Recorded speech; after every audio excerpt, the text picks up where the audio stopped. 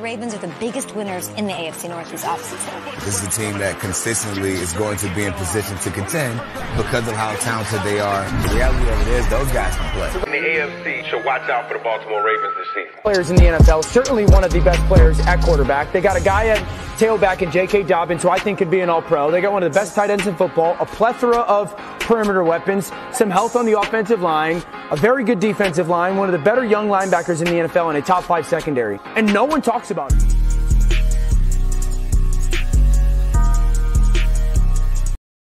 Yo, what it is? Welcome back to another episode of At the Bank, a Baltimore Ravens podcast. Yo, I am now on episode 6, you feel me? And this episode will be titled The Backfield Duo, because the Ravens, in my opinion, the Ravens' true identity is our run offense. And we didn't have great running backs that came through these doors in this organization and showed us that the running game is not dead, in my opinion. You feel me? We didn't have Jamal Lewis, the greatest rusher in Ravens history. We didn't have Priest Holmes. We didn't have Bam Morse for our old head Ravens fans. You feel me? We didn't have Ray Rice, Willis McGahee, LaRon McClain, and now we got Gus Edwards and J.K. Dobbins. And honestly, in my opinion, I think these two can be the best backfield duo that's coming up this season, man. Now, you know, in the previous years, J.K. Dobbins and Gus Edwards has been dealing with ACL injuries, and they had to take a step back and had to take a step off of 2021, and that's when our Ravens running offense was kind of like, is we in trouble? But you know, I mean, throughout the last 2 years under Greg Roman, because Greg Roman, he has really uplifted this running back offense, because he was a run-friendly offense, in my opinion. You know, he didn't do too much passing. He did way more running than he did passing, and that was the difference with under Greg Roman. Greg Roman was that guy that he was pretty much going to just run the ball, and he was going to show you that he was going to run the ball. Now, with his unique style of offense, that type of offense that he was running with us, you know, it kind of had defense scratching their heads trying to figure out, man, how do we stop this? Because it's a run-heavy type offense. You got nothing but big bodies. You got extra linemen. You got double tight ends. And then you have these beastful running backs coming right behind. And at times, we had Lamar Jackson coming up, running in behind that offensive line and that heavy offense, man. So Greg Roman has really put that run-first, you know, atmosphere in Baltimore, you know, and he didn't do too bad. It was just that Greg Roman, he was limited to Lamar Jackson, what he was trying to accomplish. We were trying to become a pass-happy team. Not too happy, but at times that it was time to show Lamar Jackson has to be able to throw outside the numbers, hit these wide receiver and strives and anything in that nature. Now, we also heard that Lamar Jackson wants to throw for 6,000 yards this season. And with this style of offense that Todd Monken is brewing up, it can potentially, hopefully, it look like it's going to help LJ in that offense out. But in my opinion, like I said at the beginning of this episode, that our true identity is through the run offense. And I'm hoping that Todd Monken just don't forget about that run offense, man. Don't forget about the two dynamic running backs we have in this backfield, because they are dynamic. And I'm going to get to the stats in a minute. But in the last couple of years under Greg Roman, man, that unique offense had to been ran by like a lot of different running backs. And it was done by committee, in my opinion. You know, we had, in the last 2 years, we had at least 5 different running backs playing in that backfield. You know what I mean? Some like Latavius Murray, Devontae Freeman, Le'Veon Bell, Justice Hill, J.K. Dobbins, Kenyon Drake, Gus Edwards, Tyshawn Williams. And, you know, I'm pretty sure it was some more running backs that was also playing back there. And it was just like, man, what are we going to have to do to finally get a solid running back there? You know, like I said, we was all banking on J.K. Dobbins. And once J.K. Dobbins had went down in that 2021 preseason, man, it was like, oh, no. It's not looking good. And then a couple weeks later, Gus Edwards went down with the same ACL injury, man, in OTAs, and it was like, oh man, this running game is not going to look too good. It's going to be a drag. Lamar going to have to do everything, and pretty much that year, Lamar pretty much did have to do everything that year. That was the year that the backyard football, in my opinion, was coming about. You know, I mean, some of these plays that Greg Roman was calling them was like, man, what are you calling that for? Why are you doing that? And with that, the Ravens rushing percentage, play percentage in 2021, we ran the ball 43.63%. That is a lot. And then, if I'm not mistaken, we was coming in top 3 or top 5 at least when it comes to run offense. And with that run offense, man, we gathered 2,479 yards, 18 touchdowns, and 159 first downs. And, you know, that's coming behind, like I said, a committee of running backs. That's coming behind Latavius Murray, Devontae Freeman, and Le'Veon Bell. Now, let's give you the stats of what those rushers was doing that year. Latavius Murray was 501 yards, 6 touchdowns. You know, I mean, he was more of that power back, more of that on the red line, on the goal line, just need to get that 3 to 1 yard rush yard touchdown. You feel me? And don't get me wrong, Latavius Murray was showing that he's a hard back to take down on the first tackle.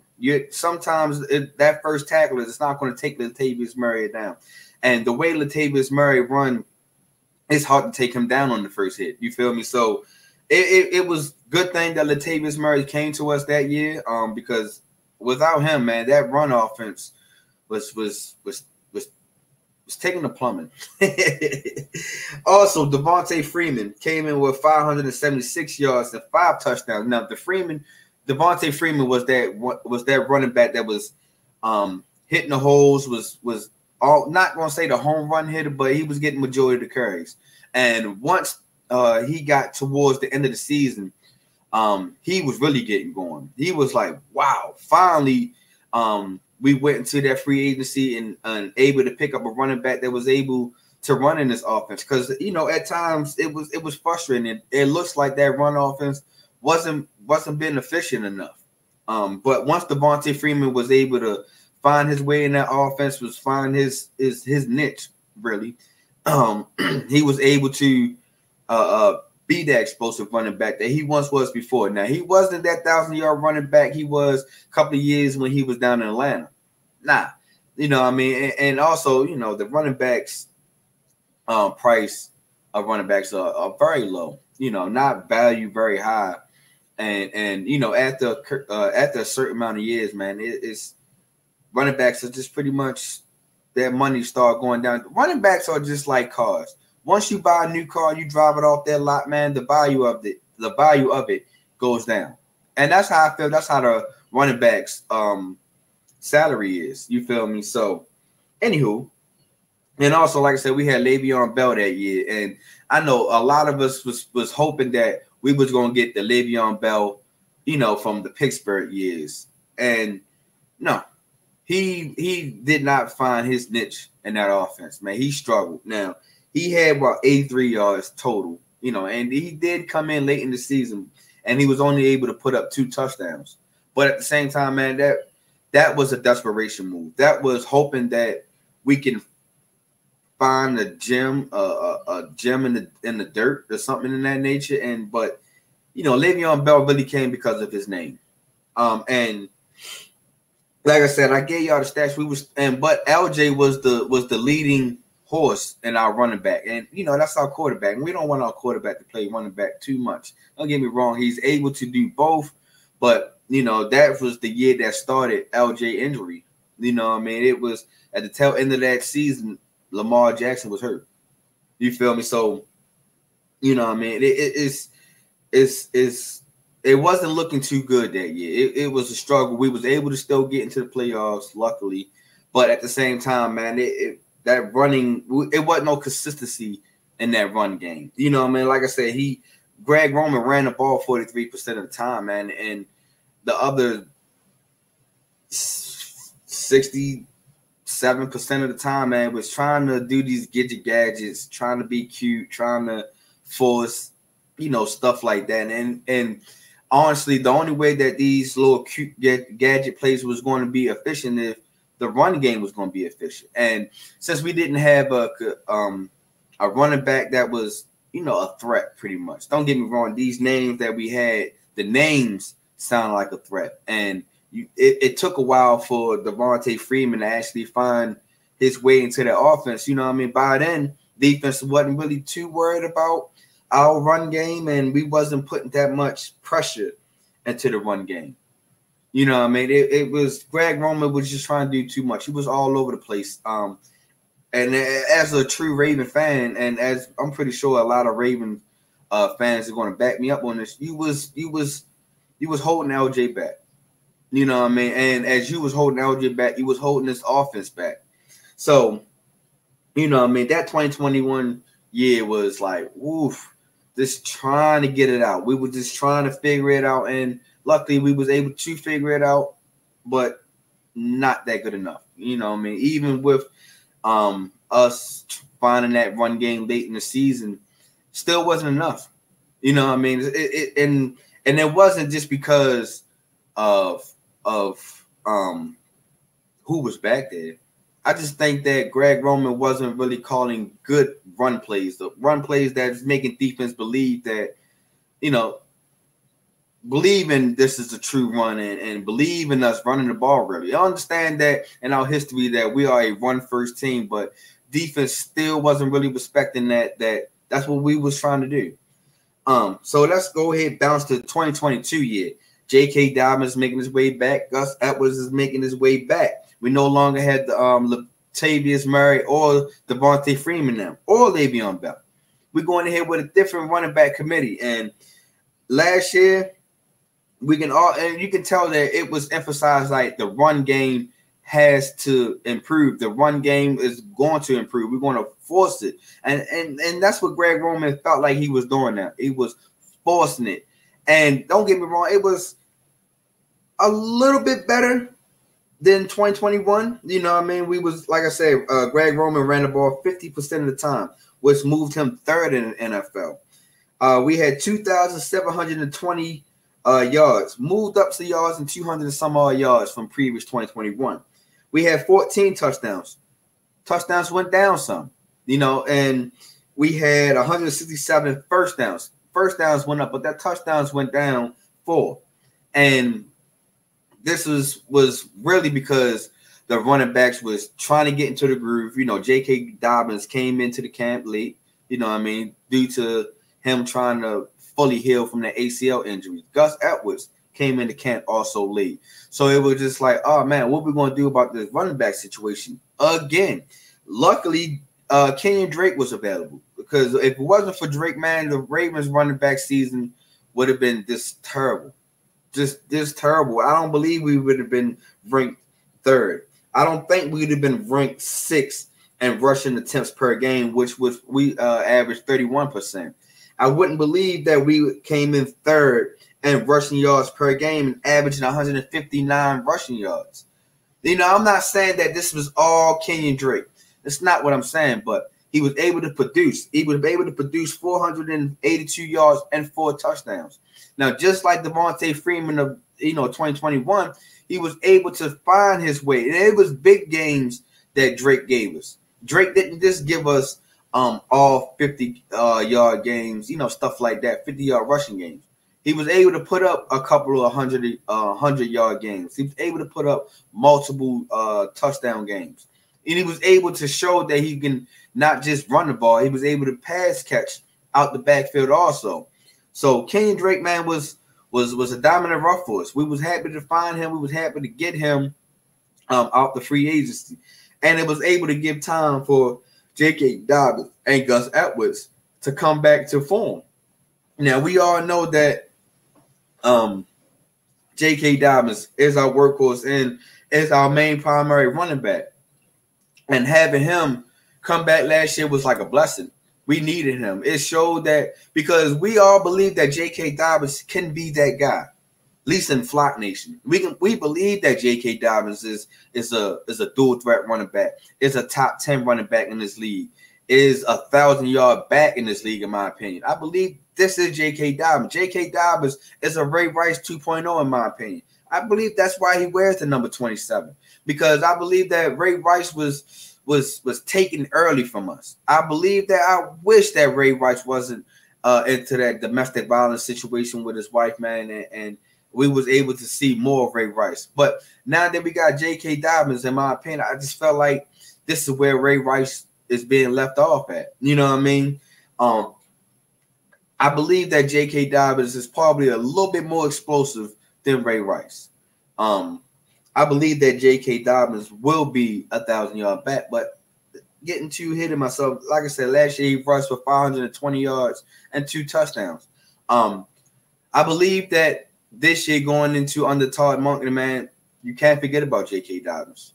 J.K. Dobbins is going to have to be your workhorse a little bit. J.K. Dobbins is going to have to be a little bit of the savior. You're going to have to put it in J.K. Dobbins' hands at least 17 plus times in order for Lamar Jackson to be this 6,000 passing yard quarterback that we are looking for. You know what I mean? It's going to have to start off with this run game. And also last year, Gus Edwards came back off his ACL injury, which came in the middle of the year also. And he rushed for 433 yards and 3 touchdowns.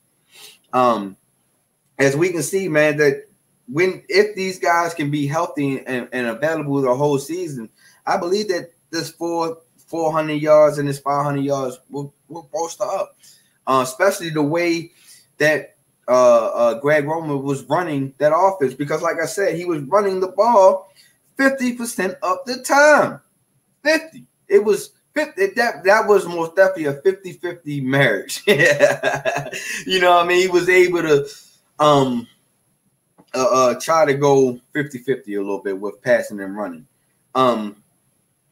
And also Greg Roman, I understand it says it was 50-50, but it really almost didn't look 50-50. And I just think that if we would have had a full year of JK and Gus, I think the rushing would have been a little bit more strong.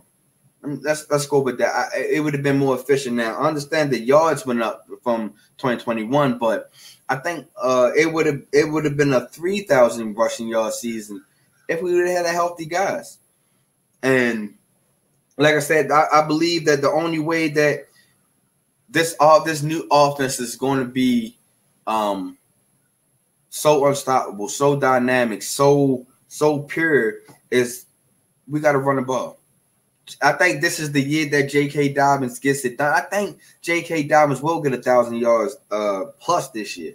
Plus, I just don't think he's going to stop at 1,000 yards. I think this is the year that J.K. Dobbins shows that he's a top 10 running back in this league. He's a top running back in this AFC. He's the top running back in this AFC North, or maybe the top running back in the AFC North. You know what I mean? I'm pretty sure Nick Chubb, Najee Harris, and Joe Mixon has other things to say about it, but just listen to these names of running backs. You know, not trying to be biased, but don't you think that J.K. Dobbins can be better than Najee Harris? Don't you think that J.K. Dobbins can be better than Joe Mixon and Nick Chubb? Now I know Nick Chubb is one of the best running backs in the game, top 5 in my opinion. But that's where I can see J.K. Dobbins. Now, he's not as big as Nick Chubb, but I believe he's more explosive, more what's the word?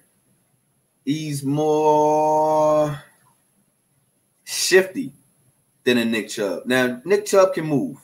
Nick Chubb is very powerful. You know what I mean? We already seen how Nick Chubb can squat in his squat and all that. But I just think that Nick Chubb is more explosive, more shifty, has more agility.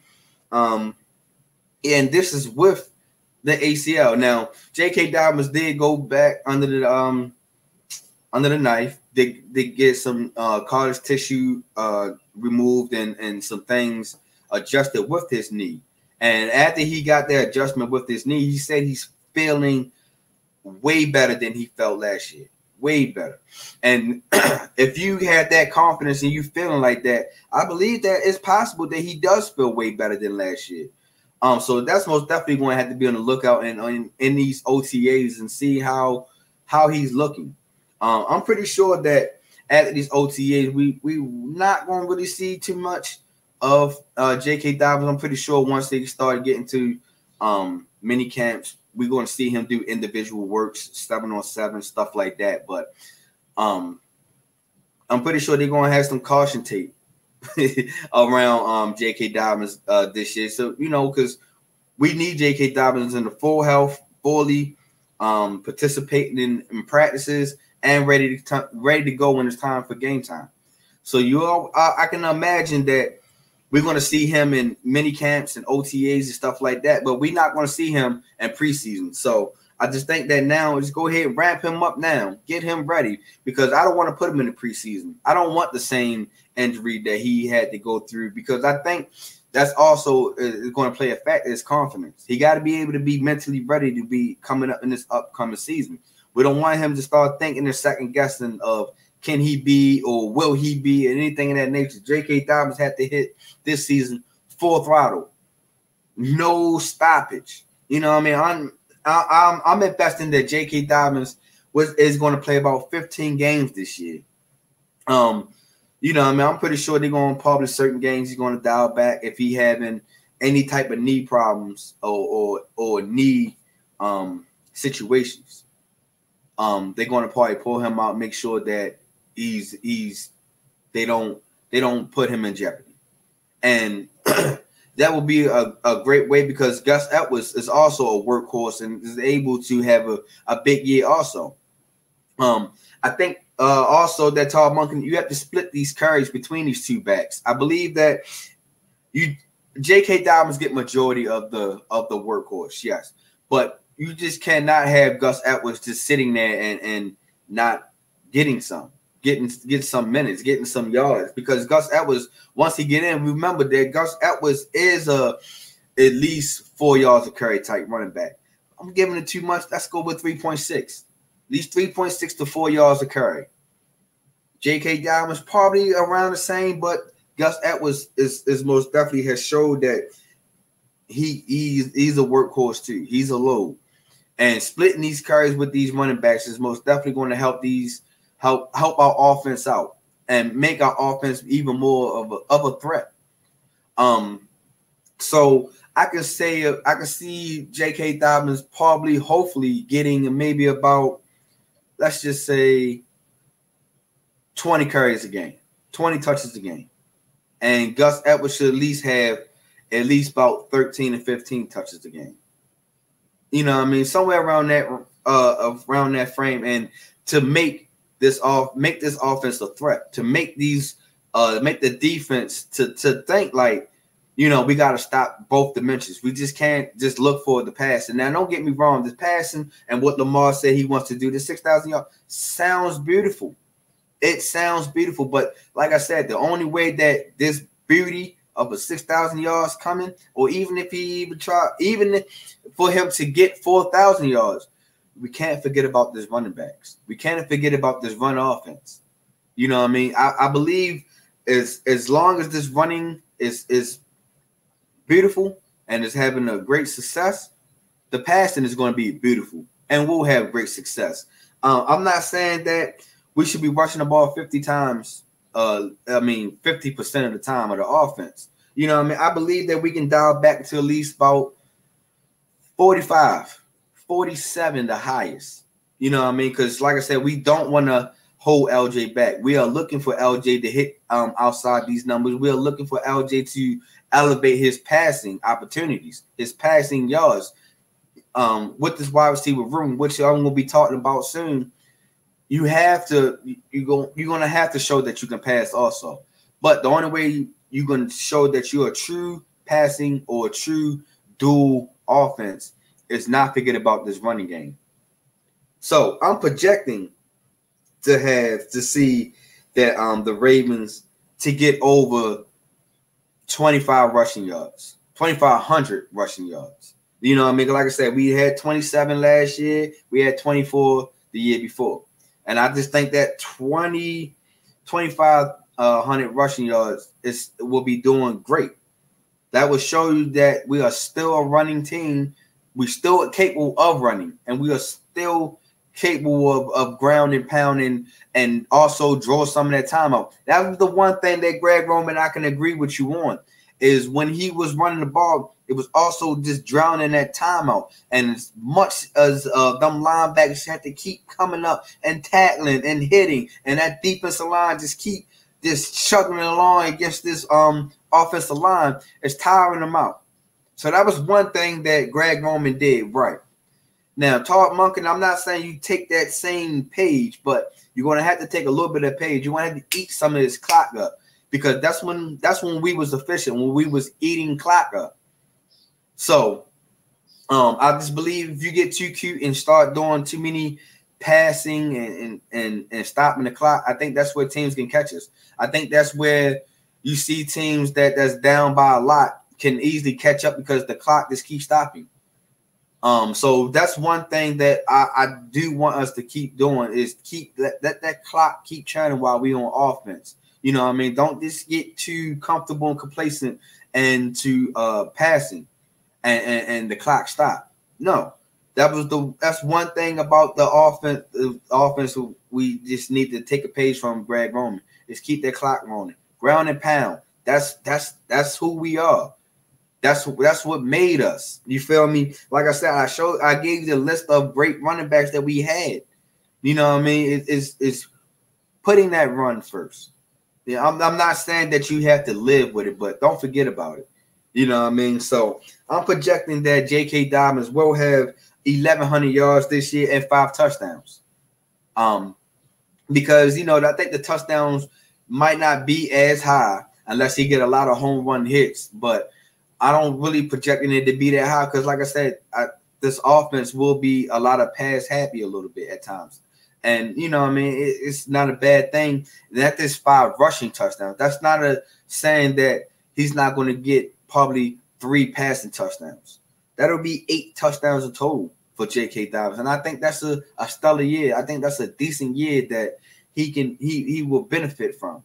That will show you that he's able to still be a decent running back in this game. And with the 1,100 yards, I believe that can at least put him in the top 10 of running backs this year.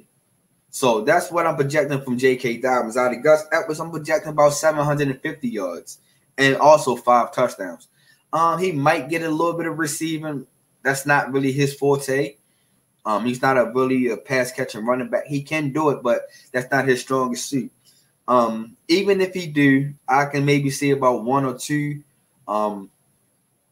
receiving touchdowns. I'm sorry, but not that much. I think Gus Edwards is really going to get his touchdowns coming out of that goal line, heavy style offense. Which Gus Edwards will still be productive and still have some time to get big yards. I think he's going to be able to have about 13 touches to 15 touches a game. And I think that he's going to be able to shine and be able to do things with those touches. So all in a nutshell, man, I just think that it's cute. It's going to be I'm looking forward to Lamar Jackson growth. But I think the only way that Lamar Jackson will have a great growth in this passing if we contributing to this running game. So that's just my opinion on this potential offense, because we see with these wide receiver rooms, and it could get another wide receiver. Fingers crossed. You never know. But with this wide receiver room, I'm pretty sure a lot of teams are looking at the Ravens as coming in looking to pass all the time. But let's not forget who our true identity is, and that's that run offense. Don't forget about JK and Gus. You feel me? So I believe that this backfield duo will have a dynamic year. I believe that this is one of the best backfield duos we have in this league. And I think this is the year that we got to put our name to solidify that we are the best backfield duo in this game. You feel me? So, as always, man, I appreciate y'all for tuning in, man. Make sure y'all go ahead and check out the last episode of Top Tier Tight End where I talk about Mark Andrews. Make sure y'all go check out all the episodes that I had put out, man. All 6 of these episodes now that is out. Make sure y'all go ahead and follow the GRYD Network, man. The GRYD, we are out here putting in work, you feel me? We got a lot of great shows, you know what I mean? As y'all can see, MTMO also is available on under the GRYD. Make sure y'all go out there and check out my 107th thought as I'm sitting here paying homage to one of the NBA greats in Carmelo Anthony. I'm talking about Dylan Brooks, and I'm giving y'all updates to the NBA playoffs. So make sure y'all tune in to my 107th thought on YouTube under the GRYD Network. Just go ahead and check me out. You feel me? Make sure you check out Carving It Up with Bryson. Make sure you go ahead and check out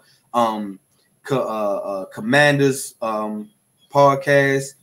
I think it's called Commanders on Demand. Make sure you go check out Clutch Sports. Make sure go ahead, just check out the GRYD period, man. Make sure y'all go out here and check out the GRYD clothing line. We got great clothing apparel, man, whether it's hats, shirts, sweatshirts, hoodies, anything that you need, man. Go ahead and just check it out, man. Make sure y'all go in the link and check us out, man. Like I said, it's a dope network that is giving out dope opportunities and dope shows and dope content, you feel me? So make sure you tune in to the GRYD, man, and stay locked in, stay into it. You feel me? That'd be different, you feel me? So like I said, I greatly appreciate y'all for tuning in on this episode 6, the Backfield Duo, you feel me? And as always, baby, big trust, nothing more, you feel me?